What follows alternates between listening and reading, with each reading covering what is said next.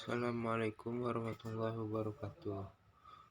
Perkenalkan, nama saya Fahmi Suhaidi Siregar dari BP 2012010.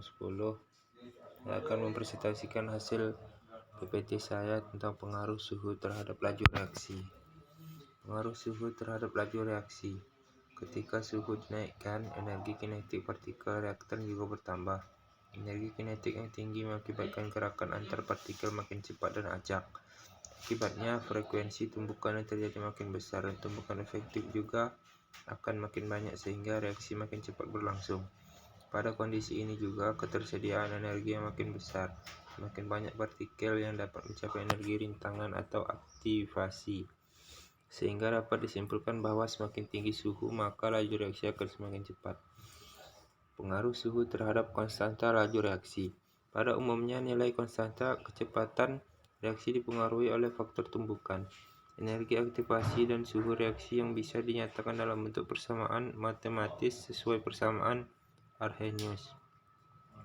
Persamaan tersebut menunjukkan bahwa konstanta kecepatan reaksi akan semakin besar dengan semakin berkurangnya energi aktivasi dan semakin besarnya suhu.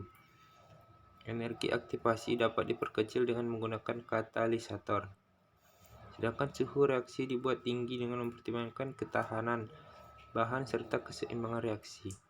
Persamaan Arrhenius bisa dilihat.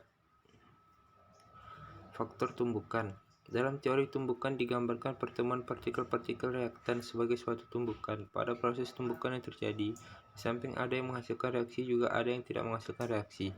Tumbukan yang terjadi dan bisa menghasilkan partikel-partikel hasil reaksi disebut sebagai tumbukan efektif. Efektifnya tumbukan ditentukan oleh faktor energi kinetik partikel atau molekul dan arah partikel. Adapun poin-poin penting dari faktor tumbukan ini yaitu: pertama, suatu zat dapat bereaksi dengan zat lain jika partikel-partikelnya saling bertumbukan. Tumbukan yang terjadi akan menghasilkan energi untuk memulai terjadinya reaksi. 2. Terjadinya tumbukan tersebut disebabkan karena partikel-partikel zat selalu bergerak dengan arah yang tidak teratur. Tumbukan antar partikel yang bereaksi tidak selalu menghasilkan reaksi, hanya tumbukan yang menghasilkan energi yang cukup serta arah tumbukan yang tepat yang dapat menghasilkan reaksi. Tumbukan seperti ini disebut tumbukan yang efektif. Contoh soal pengaruh suhu terhadap laju reaksi bisa dilihat. Contoh soal konstanta laju reaksi juga bisa dilihat. Terima kasih. Hasil PPT saya sudahi dengan Waalaikumsalam. Assalamualaikum warahmatullahi wabarakatuh.